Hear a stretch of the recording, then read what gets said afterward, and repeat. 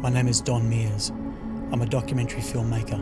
I'm on my way to interview UFO contactee Liam Freeney. Now, Liam appeared in the first Australian Skies film with claims of UFO sightings, black helicopters and government cover-ups. However, according to Liam, this is only the tip of the iceberg. As Liam reaches a crossroad with this phenomenon, we will ask the question, is it extraterrestrial contact or government conspiracy? Or is it something far more stranger? This is what we are chasing. This is Australian Skies 2, Contact of Interest.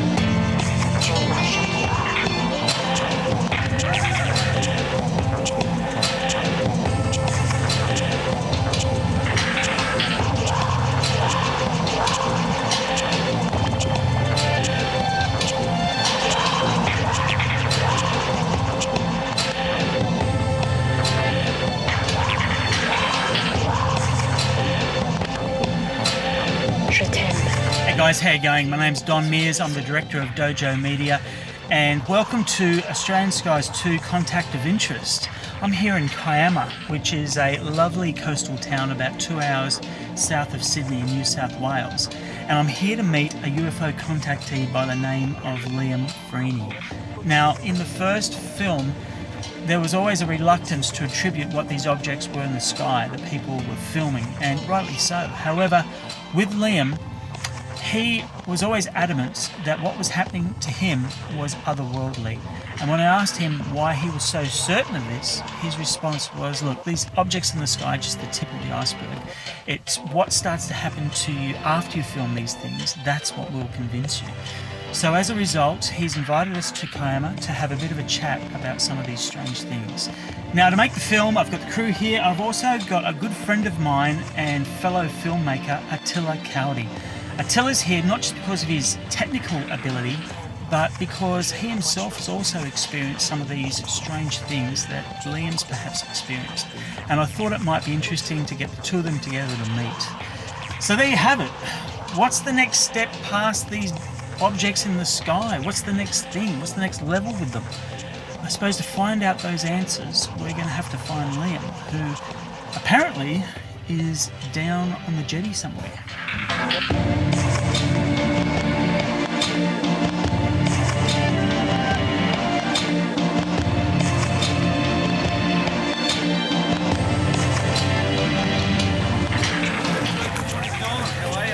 You catch anything? Only with the camera, mate. How are you? How are you? Good to see you. Fantastic.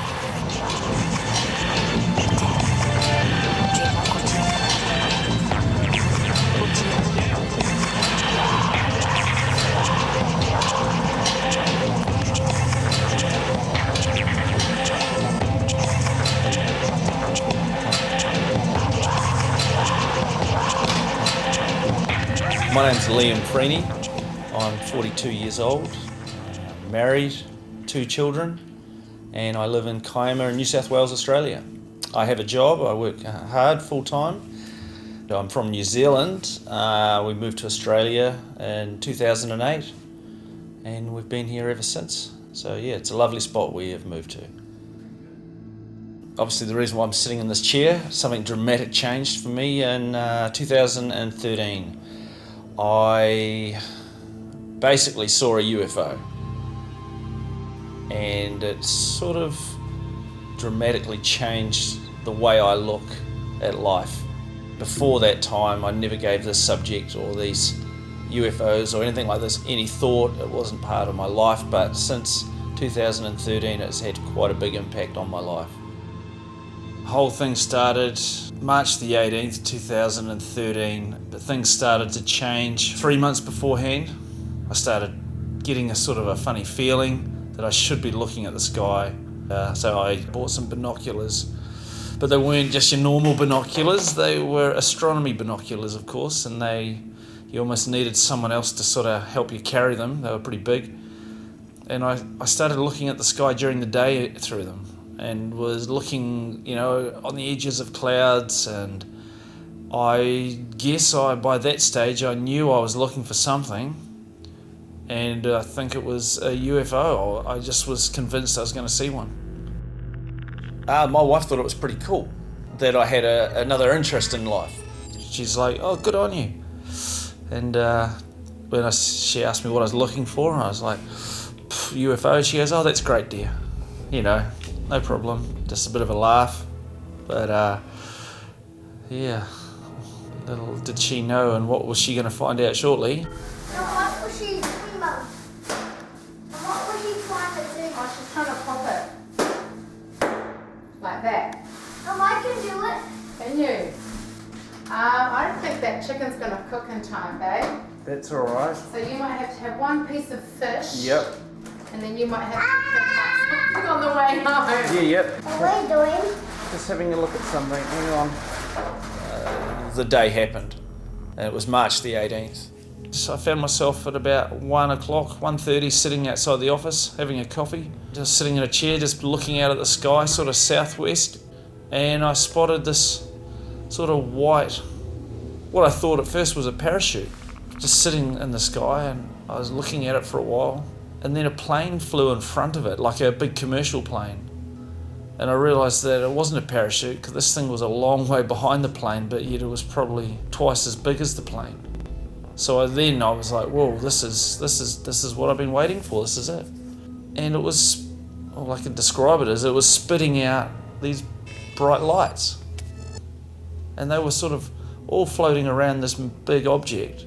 And then they came together in a diamond shape. But the moment they came together, they lit up. It was like whoosh, and lit up, and then they all dissipated away and drifted around this big object. And then something strange happened. A fighter jet went and intercepted this object, and that was the last I saw of it. And the plane that went to intercept it. There's three. Yeah.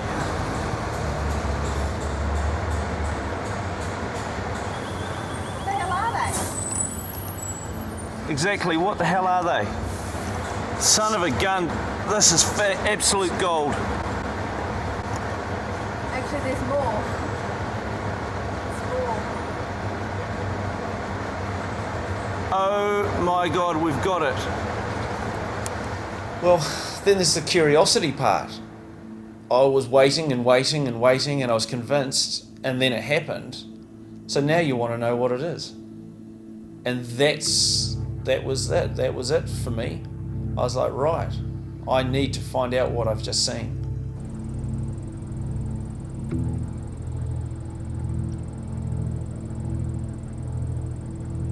There. Two of them.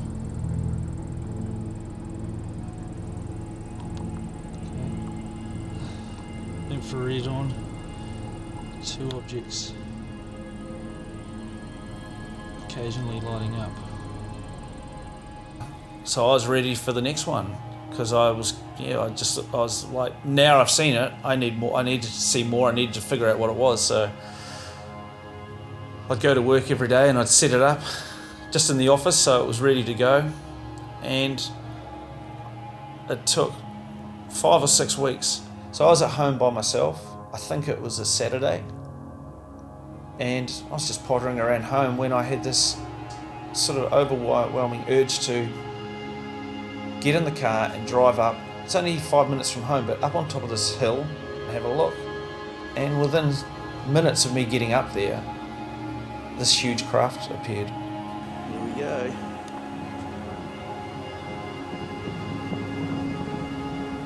What have we got here? What have we got here?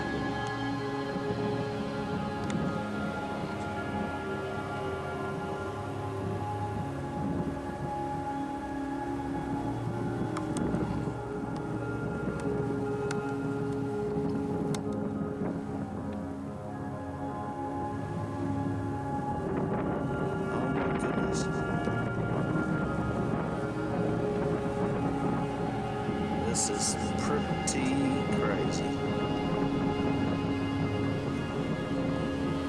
Might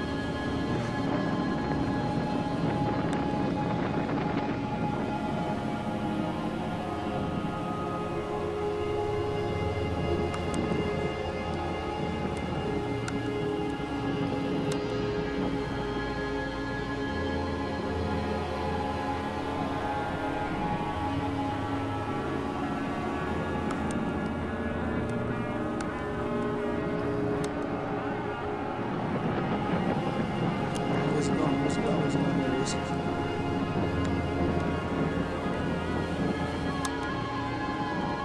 Focus. I might take the infrared lens off. Being quiet.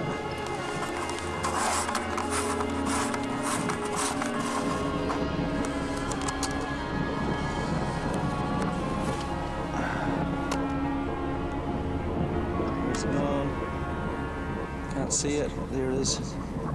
Above that pole. There.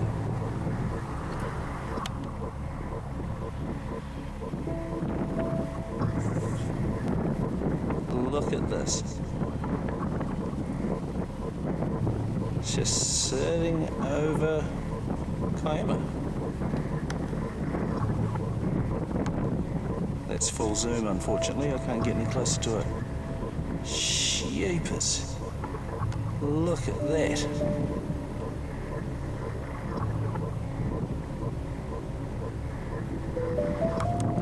Come on, where are you? Where is it gone? Friggin' lost it. Come on, camera.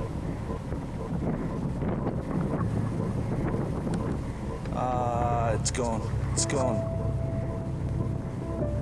As for Liam, he was introduced to me through a mutual investigator who invited me to come along and investigate further exactly what it was that Liam was seeing in the sky. As for Liam's technical ability within modern day electronics, doesn't know anything about cameras. He's got absolutely no clue about computers. He's not up to date with software, editing software or anything like that. He's in the building industry. He's nuts and bolts. He gets dirty, he gets dusty. That's what he likes to do, and that's all he's ever done. He's a family man. You know, he's got a wife, he's got kids, he's got a job, he's got responsibilities. He really does. So here's a guy that doesn't need the attention. You know, it's not like he's unemployed and he's got nothing better to do. This guy's got bills to pay. Having seen all this footage, it was extremely intriguing, and that led us on the path of wanting to know what Liam was about. My mum lives in New Zealand, so I rang my mum to tell her. 'Cause I'm very close with my mum, and I went, "Mum, you're not going to believe this. I saw this, and it's just incredible, you know, and I'm going to go out and look for them." And she said, "Can you do something for me?" She goes, "Don't go out at night by yourself." And I went, "Well, that's a bit strange. Shouldn't you say, well, that's a weird thing to see?" But she said, "Don't go out at night by yourself looking for them." So I always thought that was strange. Yeah. And since then, my mum and I have had lots of talks about them, and she's told me a few stories herself from where we grew up in New Zealand, that she said it was a bit of a hot spot, apparently. A lot of people would see strange crafts and lights in the sky. And she's since told me quite a few different stories of sightings that she's had. But each one started with, "I think we saw one once."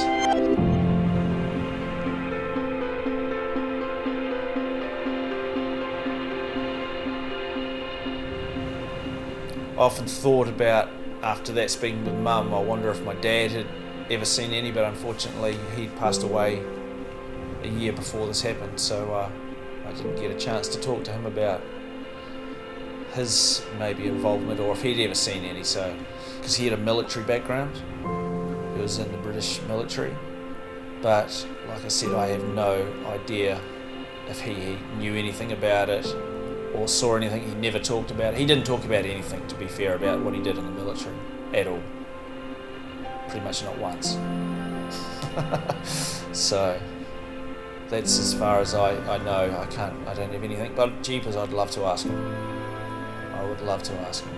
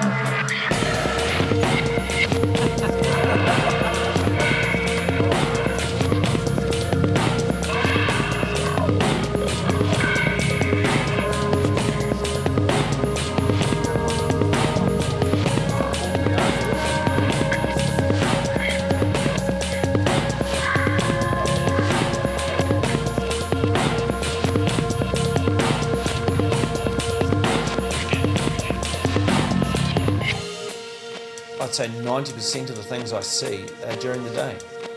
I very rarely go out at night. I was at first at night, but things were happening for me during the day in a beautiful blue sky. And so basically it's always been that way.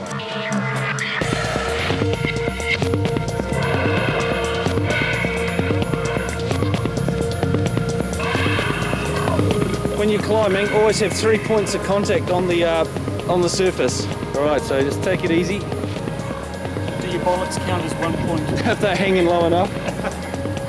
On location with Don Mears.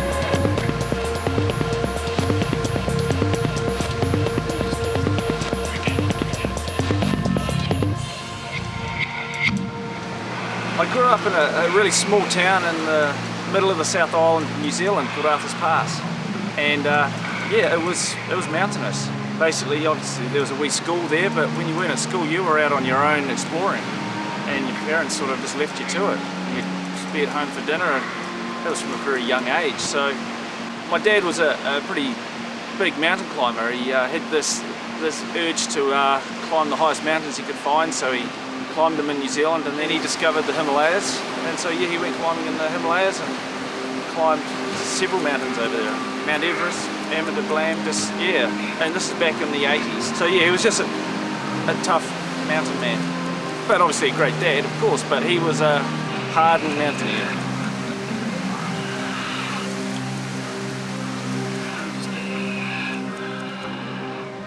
Would you ever want your kids to be contactees?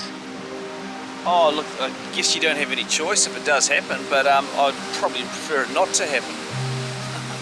Because there's so much more that goes along with it that, yeah.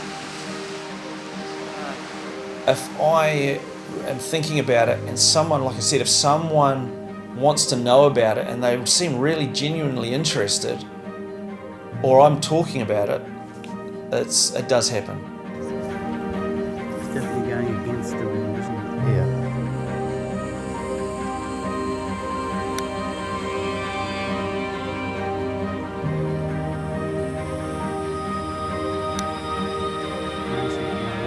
I've got it on Zoom right now. I've got the little bugger.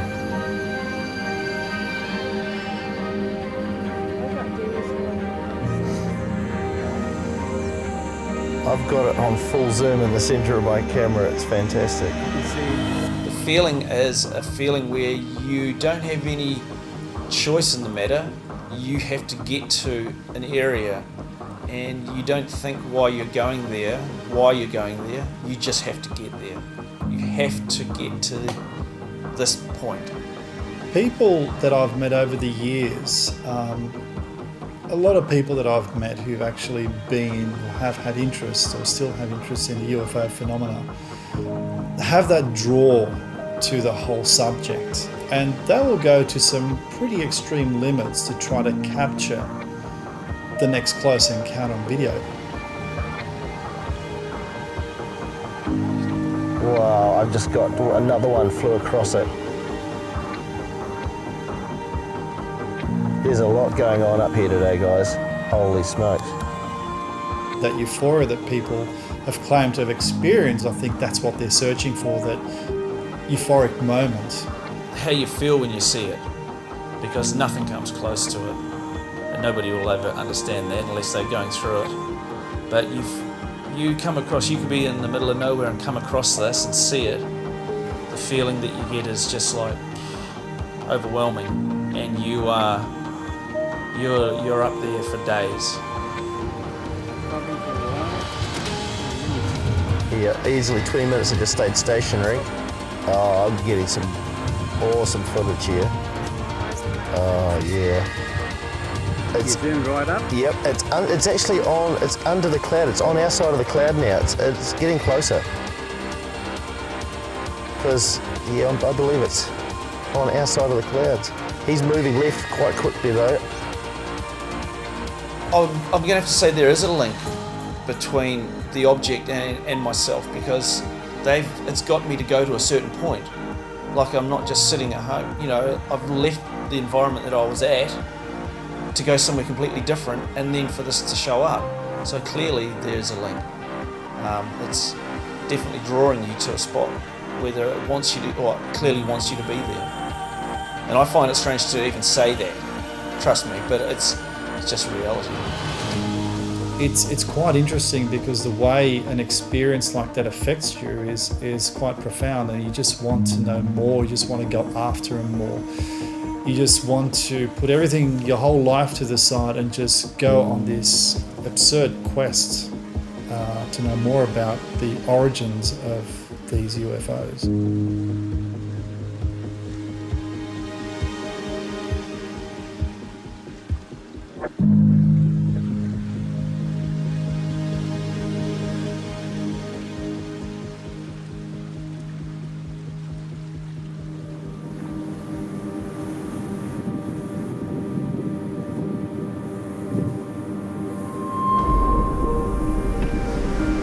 Liam, you were saying that you'd never had any previous interest in ufology or any sort of this phenomena before your experiences.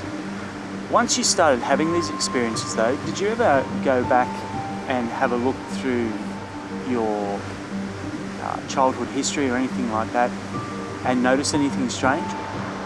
If I think about it and look back on my childhood, I would say there's definitely some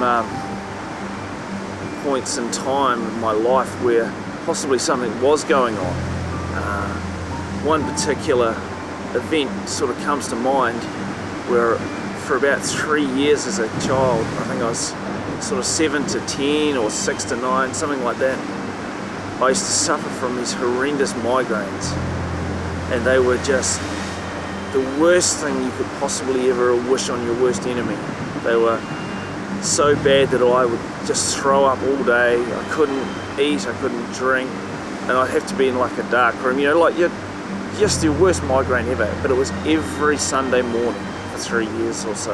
I'd wake up with this, and the night before the migraines would start, I was convinced that there was something or someone, or maybe 3 of them, outside my window. And I was convinced that they were coming in. when you were getting the migraines, did your parents ever take you to see a doctor for them or anything like that? Absolutely, because I was so ill and sick that my parents, and my mum especially, was like, really concerned. Everyone was concerned. So I was having scans. They did all the food tests, colour tests, and they just couldn't figure out why I was getting them. They never found out. And they said, look, you might grow out of them one day. Hopefully that's what will happen, and I guess I did. But it went on for 3 or so years, and it got to the point where we didn't go away because we knew what was going to happen to me on that Sunday.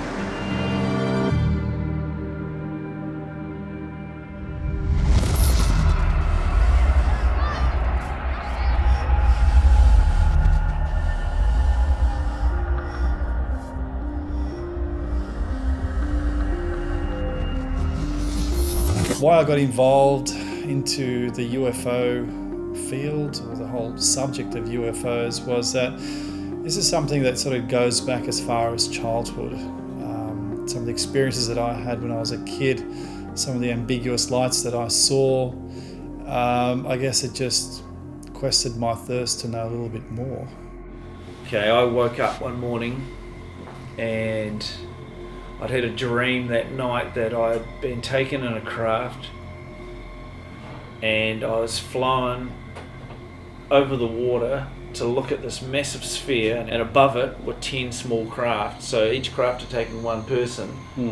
And I was just allowed to watch what was going on, and this was my dream. See, this is where the UFO field, gets a wee bit different, or not different, complicated. I started having dreams of flying in UFOs or like walking across a paddock and finding a UFO, and all of a sudden the door would kick open and there'd be two sort of humanoid looking people going, "Come on, we've been waiting for you, let's go." And it's just, you wake up in the morning just going, what on earth, Next morning, this is what I woke up to. I do have that video. What the hell? Oh my God. Yeah. I felt like I had been beaten up with a softball bat, like you wouldn't believe.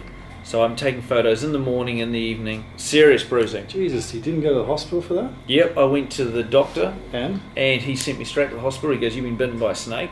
I'm like, well, I live in a nice 2-storied house. I don't believe it got into the bed with me. So I was at Westmead Hospital, did toxicology reports, nothing. Now, I'm starting to get pretty confused by it, because this is really starting to mess with my head. As excited as I was to start with, I was like, well, what's going on? okay. Right. It was pretty full on. It drew pictures, it changed shape, it kept drawing all this crazy stuff. Jesus. And then the next week, I get this one. Just these lines, these wicked bruises, that's just on the back there. Yeah. I get, so much. So that's a whole new twist to it. It's not just a matter of, seeing UFOs, that's cool. There's another side to it, which isn't that cool. And I mean that because why do you go to bed feeling fine and wake up and you've got holes in your legs? Liam, you've just been showing us these photographs of these bruises on your body or alleged snake bites on your body. Is there any blood at all?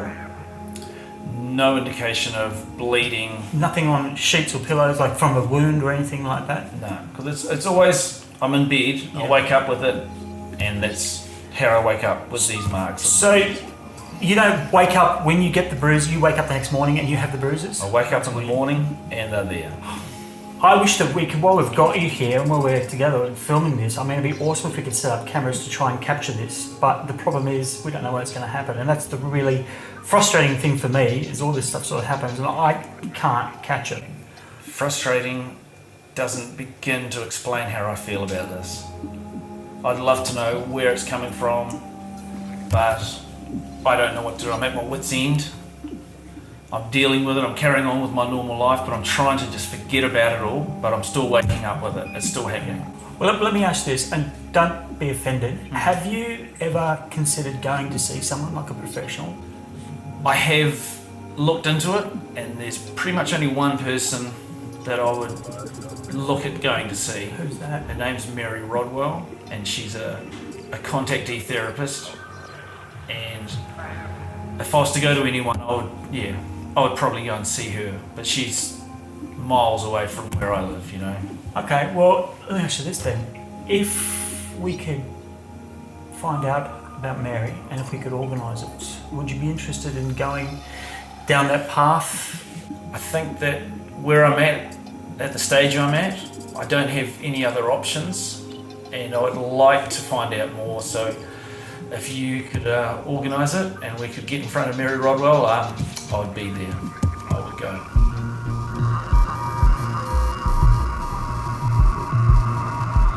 So what is it that we're seeing? What do you think that we're actually seeing? I think we are seeing a mixture of man-made as well as extraterrestrial, and more recently there's more and more man-made. What are these UFOs really? Look, I mean, personally, I really have no idea. You know, a lot of them are misidentified. A lot of them are obviously drones, you know, unmanned aerial vehicles.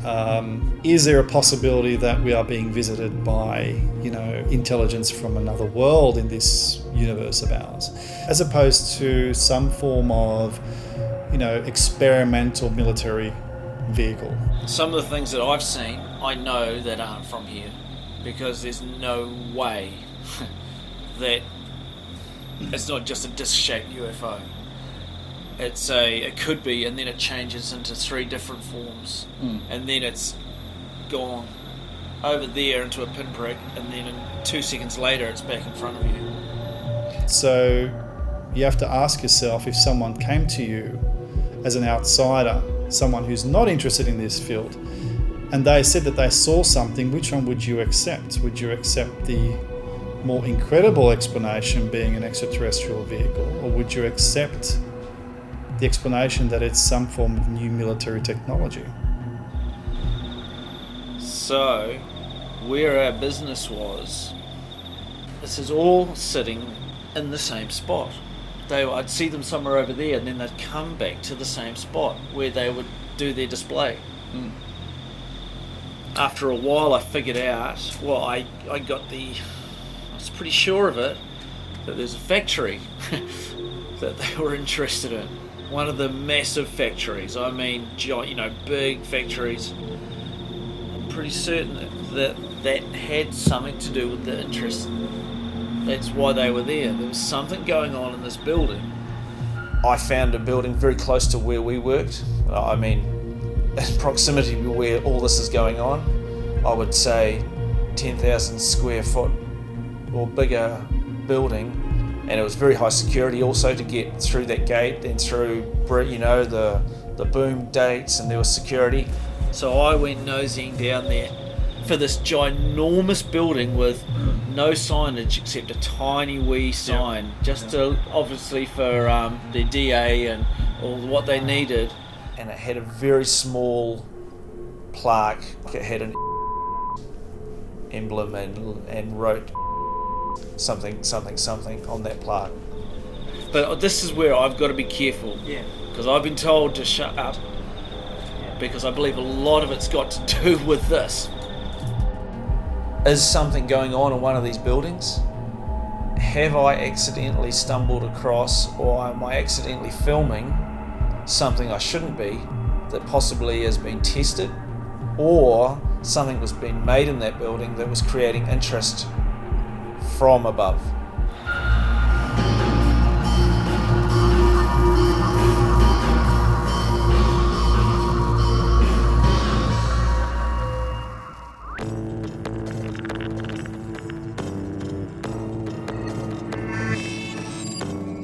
Hey guys, how you going? I've been giving a lot of thought to Liam's marks on the body and how a doctor said they were snake bites. Now, admittedly, Australia has a lot of snakes. So we're on our way to meet up with an old friend of mine, Richard, who appeared in the first Australian Skies film. Now, Richard's a farmer, so he's dealt with snakes on a fairly regular basis.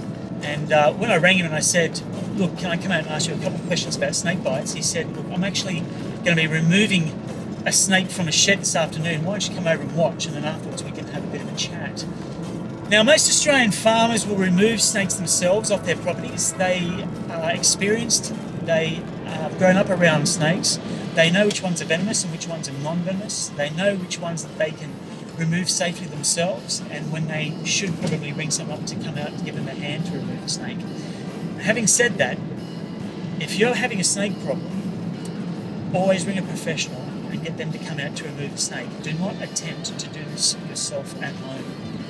If it was me, I would have 10 professionals come out to remove the snake. I would have the military or have a SWAT team come out, because I really don't like snakes, and I can't believe you're making me go out and do this, Joe. This is your fault. This is your fault.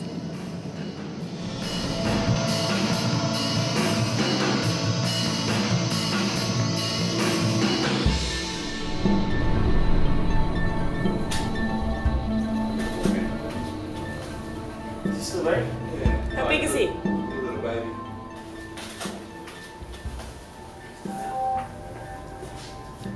Now he'll want to move pretty quick, so don't jump around. Just sort of. Sorry, can't help. Okay, you got him. You got him. Alright. So what kind of snake is it? Oh, he's just a carpet python. Now, is it venomous? No. No, these guys kill their prey by constricting. Let me ask you this, Rich. Have you ever been bitten by a snake before? Yeah, plenty of times. Now, next question. Did it hurt? Oh yeah. Yeah, it hurts. If this fellow crawled up in your bed, you'd feel it. Yeah. Alrighty, let's put the fella in the bag. Alright. Joe, do you want me to cover this, or do you want to open a bag? I'm not opening no bag, no way, no. Now, you put him in there. Don't let him go, because I'm letting the bag go right now. Okay? Now, I'm letting it go. What are you going to do with him now, Rich? So just going to let him out into the wild. He's probably coming here looking for a quick feed, or he's followed a mouse or something in here, and he's either eaten it or he's lost it, and he just thought, well, while I'm in here, I'll have a nap. So we'll go let him back out in the bush, and he can spend his night chasing some field mice. Come out of this bag and have one look at me, and probably have one last little go.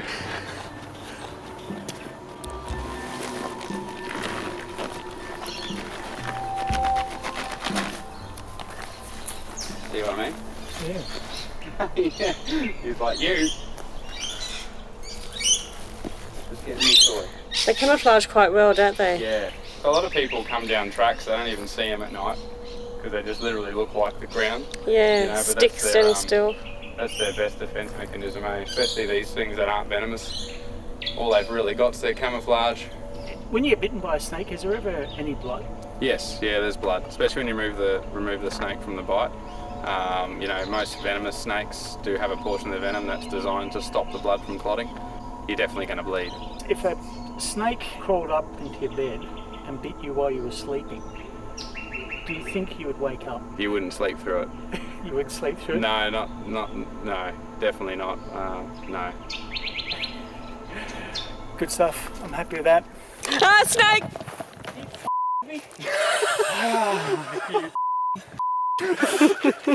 Oh, I need a new camera bag because I'm going to kill this one. High five on that one. Oh, I got done. Is that the bloopers reel? See, that's how you'd wake up being bitten by a snake.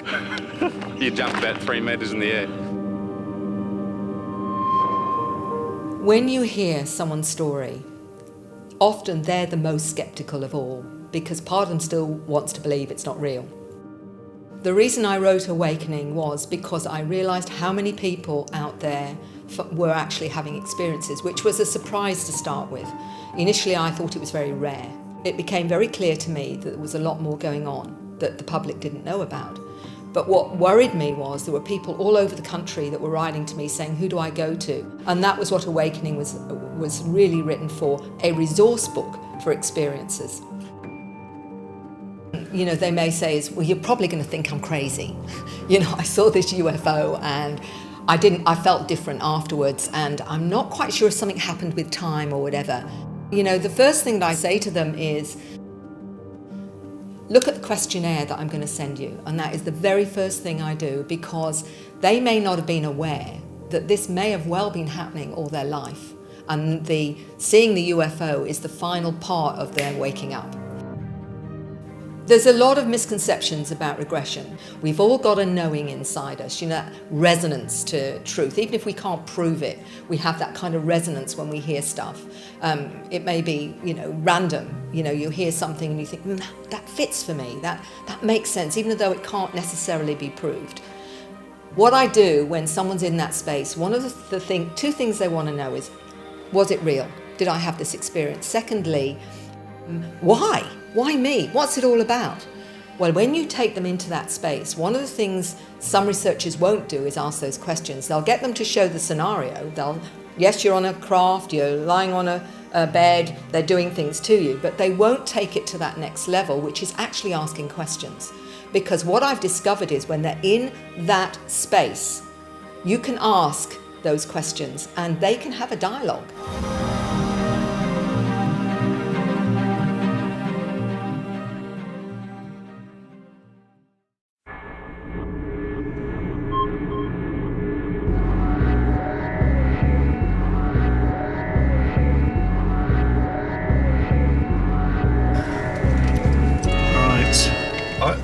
Do you reckon you can still keep the camera rolling if the security guard asks? Oh, hell yeah, we'll just... Don't stop recording, Michelle. Just how we did it over in Chernobyl. Yeah. With the camera down. Okay, sorry guys, we're going Ghost Vision handheld here. We've come out to have a bit of a look at this area that Liam is talking about. This could just be one big coincidence. And that's what we're here to try and find out is, does this plaque exist? Does this company exist here? And is there something strange going on? Okay, apparently this is it, mate. Is this right in front of us? How come we didn't see it? I don't know.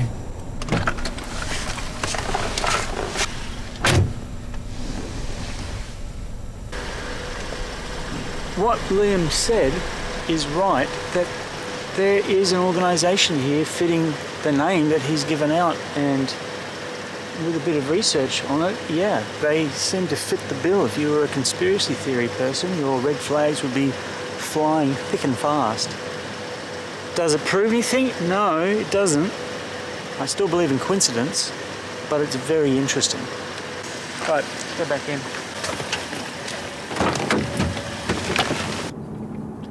Yeah, I definitely think that... Look, I think it's worth investigating, but I don't know. I think it still could be a big coincidence. It's hard to say, to be honest. It really is. How far do you want to go with this? Well, that's a really good question, because all the conspiracy stuff terrifies Liam. He doesn't want anything to do with it, doesn't want his family involved, and he's asked me to keep it all out, be very careful of it. I have another idea though. I need your opinion on this.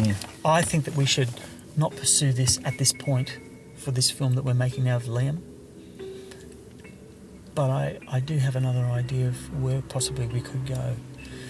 Last night, Liam were in the kitchen and we were talking, and I asked him if he'd ever considered going to see a therapist or a professional to talk about his experiences. Surprisingly, he said he had, and that the only person that he would actually go talk to was a therapist by the name of Mary Rodwell, who apparently specialises in contactees. Well, I know Mary. Oh, okay. I've known Mary for quite some time, and she's dealt with countless cases, very similar to what Liam is going through. He's at his wit's end with this whole UFO thing. He definitely would like to get some answers, or at least be able to move on. What I'd like for him is to be able to walk away from this film with at least a little bit of peace, if he could get that. Send him back to his family with a bit of peace. Do you think there's a shot that might work if we go see Mary Rodwell? I think so. Look, he could be chasing UFOs for 10 years and not get anywhere with it. But at least with Mary, he could get some peace. But at the same token, he needs to understand that if he does access memories that have been suppressed for some reason, that can change him. It's almost like Pandora's box. Once you open it, you can't go back. Yeah, right. But Mary's up in Queensland, That's the other thing. Yes. Which means we might be going on a road trip. Again.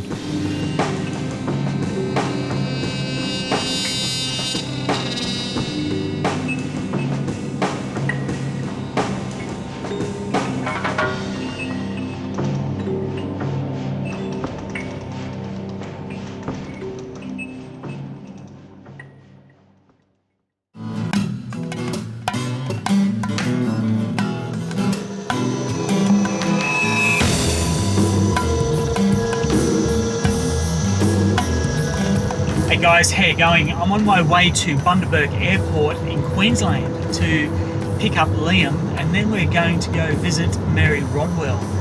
Now, we managed to get in contact with Mary, and she agreed to talk to Liam on Skype.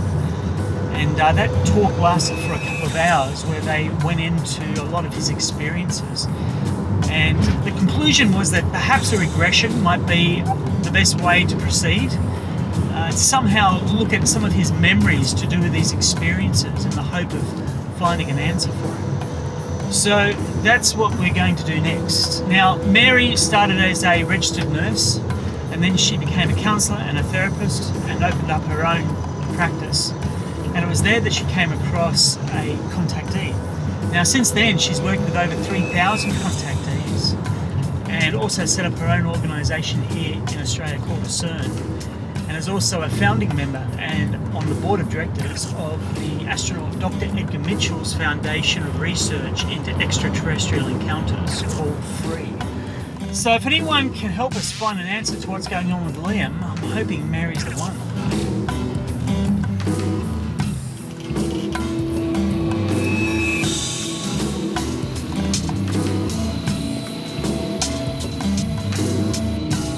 Hey! Good, mate. How you going? Good, how are you? Good, how's your flight? Awesome, buddy. Excellent. Good to be here, mate. Good to see you. Fantastic. You ready? Ready as I'll ever be. Let's do this. Let's do it. Right.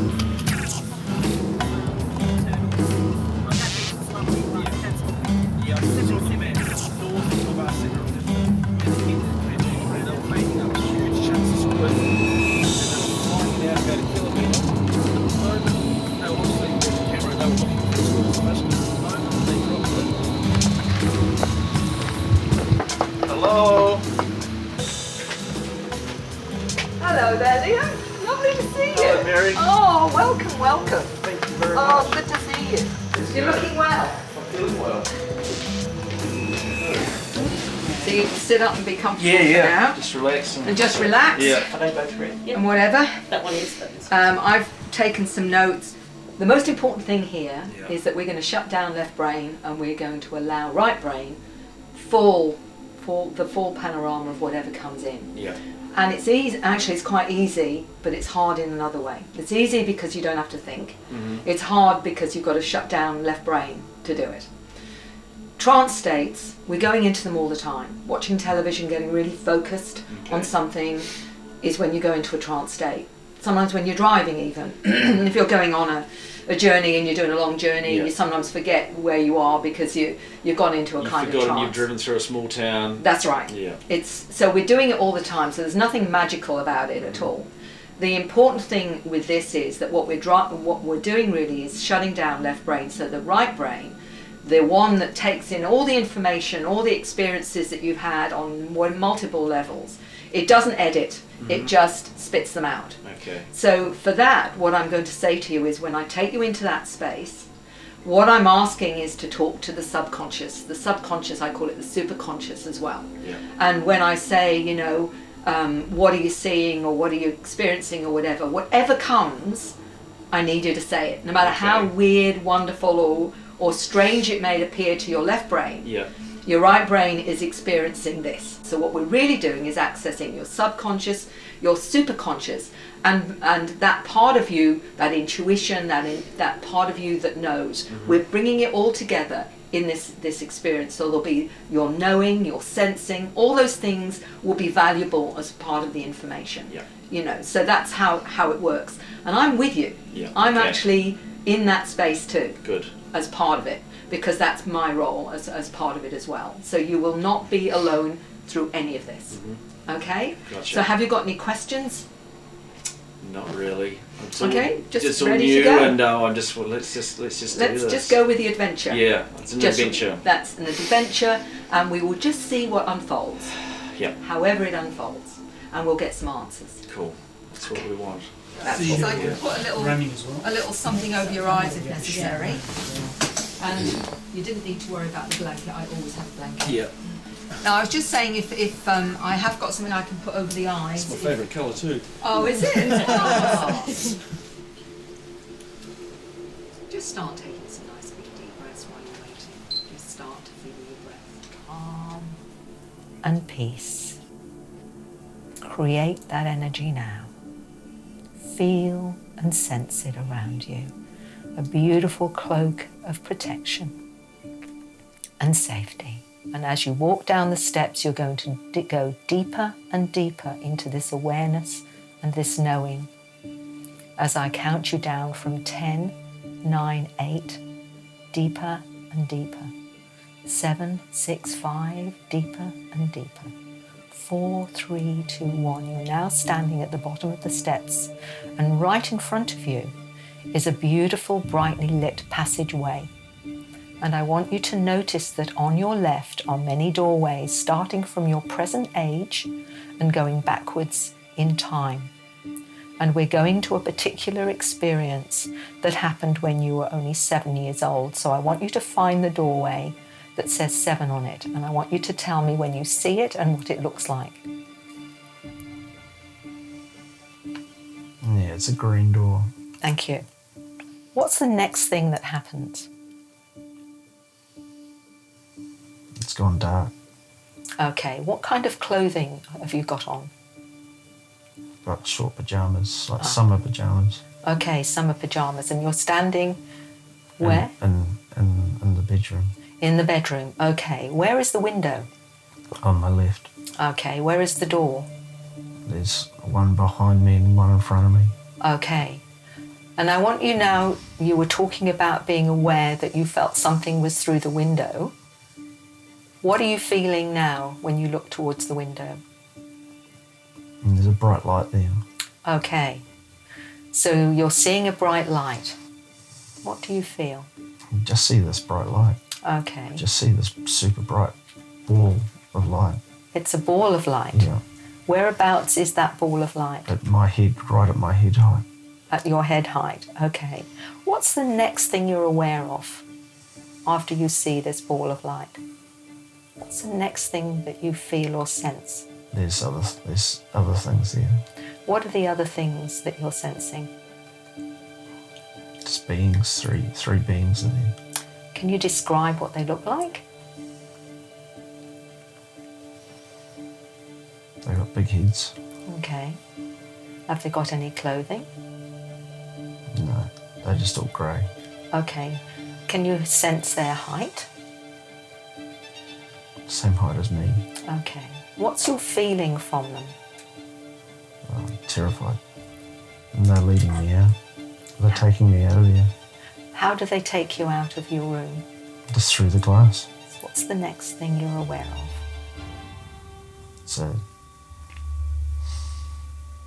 a big room. It's bright. So you're in a big room. It's really bright. Okay. So it's very bright. It's hot as well. It's really hot. Okay. What can you see? What are you aware of in the room? I can't see anything. It's just this big. It's just bright. It's hot. And I'm lying down. What are you lying on? A bench, table. It's quite comfortable, but it's thin. Okay. And you're lying down? I'm lying down.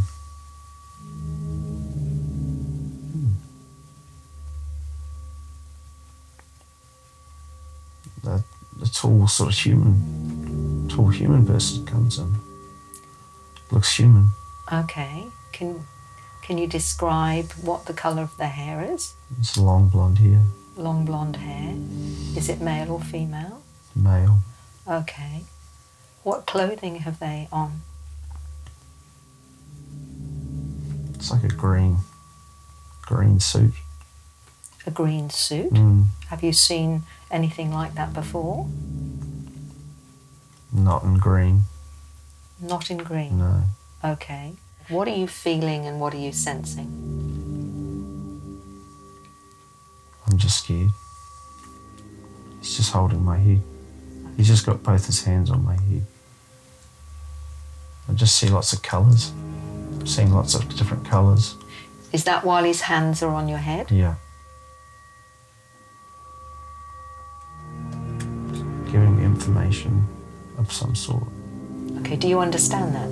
No. So what's the next thing then that you remember? I'm just waking up sick. Okay, and so you wake up feeling sick? Yeah, I'm back in my bed. Okay. I want you to sense and feel now this location that you were taken to. Where did you sense that location was, or where do you feel that location was?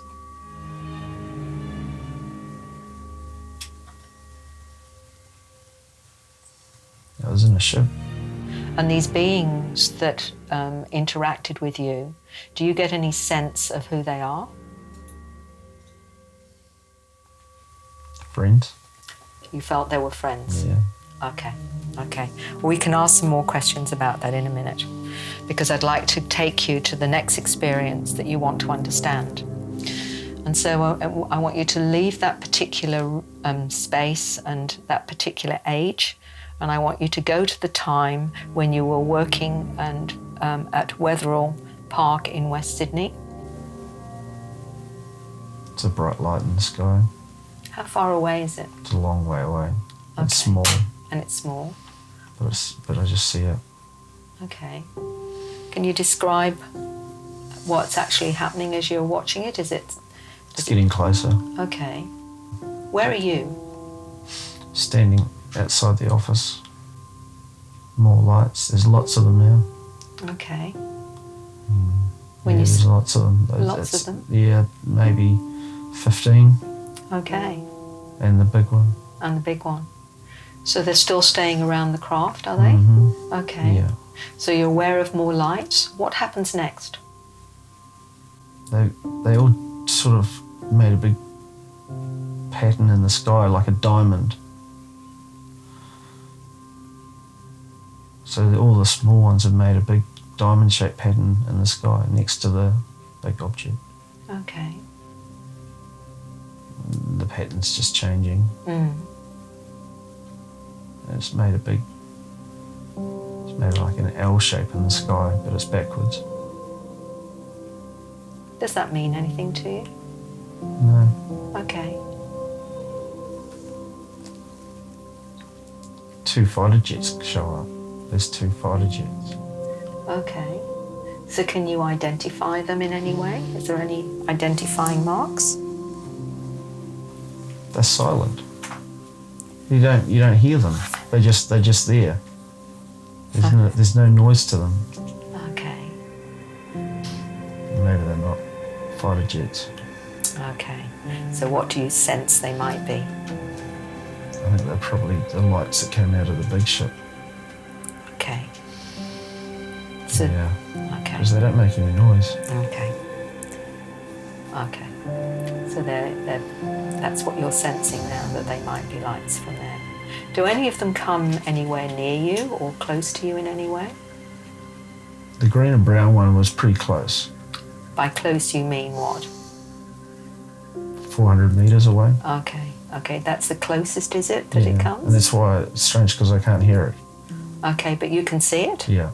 Can you sense what is going on with this particular one, why it's come so close? I guess it's coming to have a look at what we're doing, maybe. Is that what you sense? Yeah. Okay. Because it comes down and does a big turn above us. Right above you? Yeah. Okay. Well, still a wee way away, but it comes down and turns right above our work, above the yard. Okay. But it's just not making any noise. I'm just still trying to figure out why it's not making any noise. Okay, well ask that question. have a sense of the craft and ask why perhaps it's not making any noise. What do you get when you ask that question? The start of a new journey for you.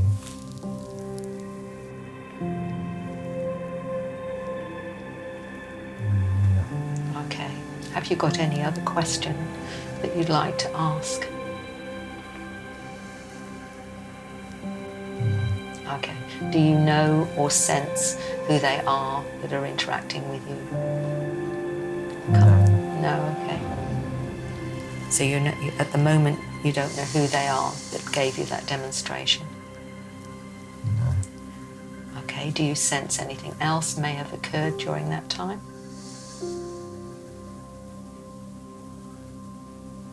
No. Okay. No. That's great. That's great. Okay. We're going now to find out a little bit more about the marks on the body. So I want you to move out of that particular doorway, go into the passageway again, and I want you to go to one that will give you the answers to the bruising and the other marks on the body.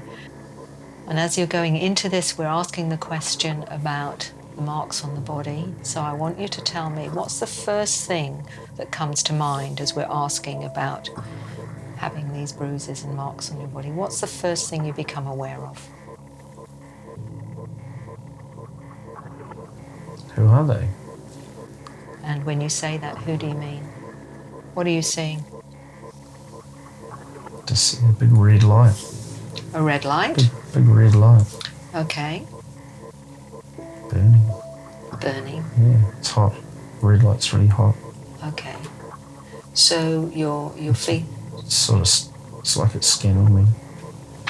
Okay. So how is it scanning you? Whereabouts is it located to scan you? Sort of started at my feet and it's just gone right up my body. Okay. So where do the bruises come from? The red light, they leave them. What's your feeling about the red light? I'm scared. You're scared? Yeah. Okay. Okay. It's like it's alive. That's it. That's the being. Okay. So that's the being. And this being is the red light in a way? Yeah. Okay. It's alive. Okay. And and what is your feeling knowing that it's scanning you? You said that you were fearful. Mm-hmm. Is it fearful because you didn't know what they were doing? Yeah, I don't know, and I've got no control. Okay. And no control. Okay. So you don't know why, you didn't know you've got any control, so the fear is that rather than anything else? Yeah, but I just don't know why it's doing it. Okay. It's not telling me. It's not telling you. So we need to get some answers about that. We can do that in a minute. That's fine for that particular experience. We'll see in a minute. The other one we want to know is also we want to get answers now. We want to know why you're having these experiences, and also we want to know some other things as well. One of them is about someone else that you have seen in a dream that you would like to know about. So I want you now to go to one of the doorways that will help you understand the dream or the dreams that you have with a particular being. Or just walking through the park. You're walking through the park.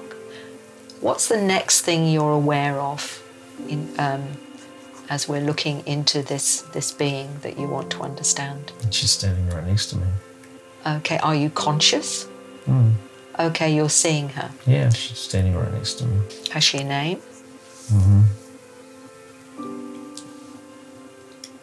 Aya. Okay. And as you're standing looking at her, what's the next thing you become aware of when you're with her? I think I've known her for a long time. Maybe another time. Previous life. Previous time. Okay. So you feel you've known her in another life? Yeah. And where was that life? Underground. Underground? Yeah. Can you tell me a little bit more about that? All the homes are underground. Okay. So why has she come to visit you in this life? What's the purpose of her being with you or visiting you? Make sure I'm okay. Okay. So she comes to make sure you're okay. Yeah. Okay. Is there anything you would like to know about her that you would like to ask? Whereabouts is she from? Where is her? Okay. And what does she say to you as you ask her that question? It's a long way away in the future. A long way away. So she's visiting you from the future? Okay. So why is she visiting you from the future? What is the purpose of her visits? To make sure I'm okay, to make sure I stay alive. So she's acting as a protection for you? Yeah. Okay. And when she says that she's from the future, are we talking about a future in this particular solar system or some other dimension? It's here. Are we saying Earth?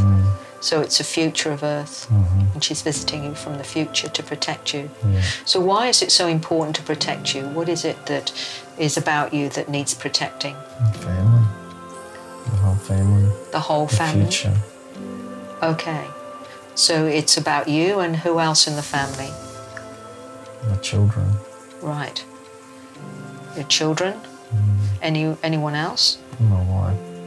So what is it that you need to be cautious of or careful of then in this particular time? People trying to stop people And when you say stop people, what do you mean by that? from leaving. Can you explain what you mean by that? Not really. Okay, but you understand? Sort of. Okay. So I would like to just ask one more question. First of all, I would like to ask if there's anything about your children or your wife or your parents that is significant for you to be aware of at this moment in time.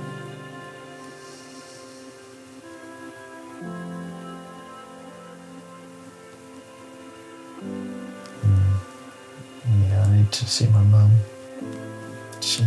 I need to talk to her. Okay. I need to talk to her. You need to talk to Mum. It's time to talk to Mum. Okay. Okay. Is there anything? She's got answers. Okay. She can help me. So she's got answers and she can help. Okay. And is there anything else that you feel you need to understand? She's going to help. She's going to help. Okay.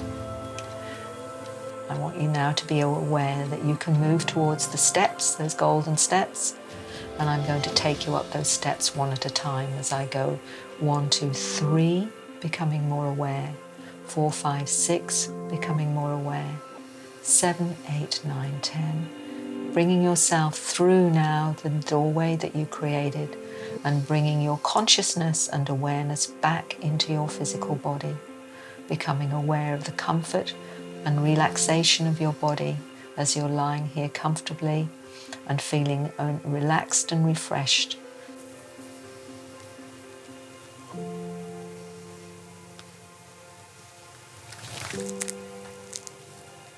Hello.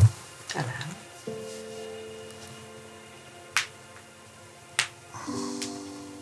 Just take your time to allow yourself to be fully back. That's it. Just take your time. My God. You did very, very well for your first time. You did I feel extremely like I've well. been drinking for about a week and I've got the dry horrors. You did extremely well for a first time. You will find if you do any others from this time, there will be actually a lot more. They will be easier and more spontaneous even than today. The first time is always difficult to move from left brain to right brain. It's opened a lot of doors. Yes. I remember what we've just discussed. Yeah. Yeah. Sure.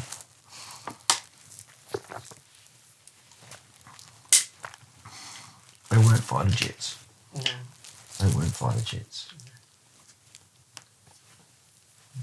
It's pretty cool. They weren't bright lights, they came very close. Wow. Should we do another one this afternoon? He's a glutton for punishment, really, isn't he? You know? Wow, that's very interesting. Yeah. But there's so much, there is obviously a lot more that needs to be looked at. And some of it will come in now as we've actually opened the door. Yeah. You know, you'll suddenly get these insights. I think the interesting one is your visitor from the future. That gave me a huge... so it's not from the past, it's the future. Yeah, that was a... Yeah. Yeah. Wow. That's mind-boggling. Thank you. You're most welcome. Yeah. How do you feel coming out, mate? Oh, I've been hit with a brick. I'm just like, feel a wee bit sort of, oof. No, I feel very vulnerable. I feel very vulnerable. I'm like sort of sitting here all closed up, just going, ooh. Yeah.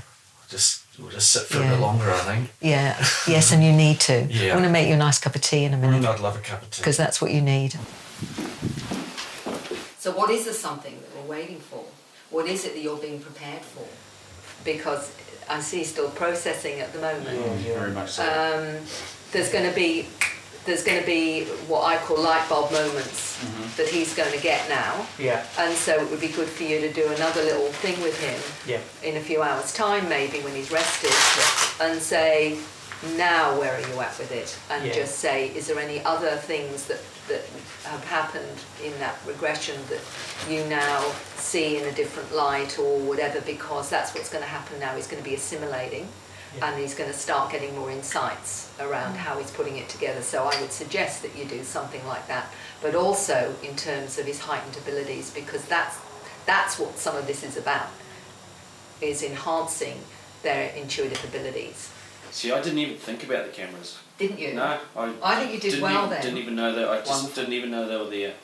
I was just more interested to learn about what was going to happen. Thank you so much. You're most welcome.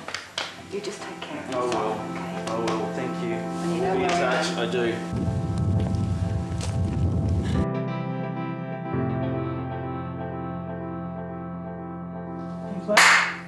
So we're getting deep here, are we? Or we Yeah, this is the wrap up. reflect deep. This is the wrap up. Mate, cheers. Enjoy your beer. I think you have earned beer. First off, I have to say, this is going to sound pretty weird, but I'm very proud of you. I thought what you did today was, I know it's terrifying for you. And I didn't really become apparent to me how scary it was until I saw you coming out of it all, and I could see that look on your face. I know you well enough now to know that, wow, that was pretty serious for you. How did it go for you? Did it help is the question I really want to know. I think, I won't say a great weight's been lifted off my shoulders, but half of the weight has. I feel as though Mary answered or helped me answer some pretty serious questions that I gave to her, because I'd given up. I tried to get rid of it. I tried to stop thinking about it, but you can't give up on waking up with marks. Exactly. You've got to get some answers. So that's what we did up here. And clearly there's more to be, I think it's going to be ongoing, but I really couldn't be happier right now with the way today went, mate. I know what I've got to do next. What are you going to do next? I think I've got to go and see my mum in New Zealand and talk to her. Wow. I think I've got to talk to mum about a few things. Yeah. But I feel good. I feel like I've got some definite answers to some puzzling things that have gone on with me over the last 5 years. Or even further back. But no, I feel good, mate. And I've got to thank you for it, because no worries. You've helped me. Pretty much without you, I wouldn't have done this. Keep the book open. Watch this space. Yeah. Cheers.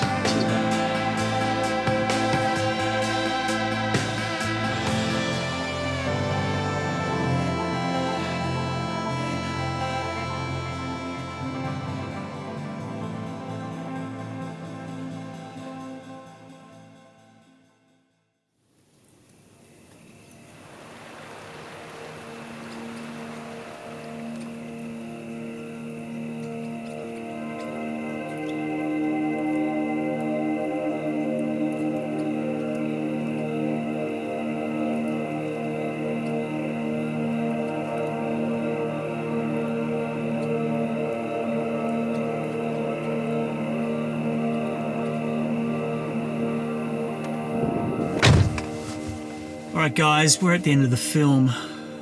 Even though Liam's about to head to New Zealand to talk to his mother, I don't think we should proceed any further. I think that this is the next step of this journey is something that Liam is going to have to do on his own, because I'm starting to realise with this side of the phenomenon that it's very personal, and that it definitely has two sides of the coin. On one side, we have people filming these objects and putting them on YouTube for the whole world to see and sharing them.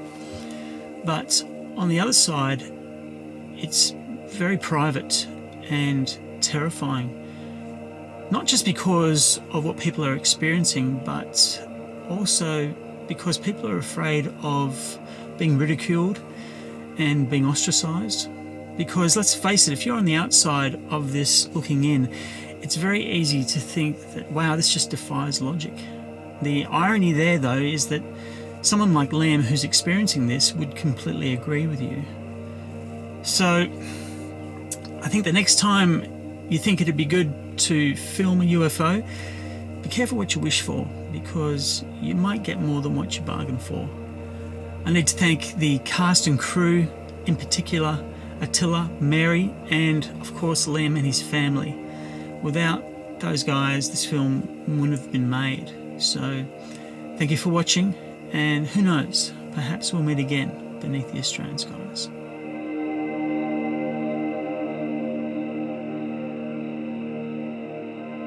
There are people out there that are, I believe, that are having genuine experiences and are having trouble coping with them.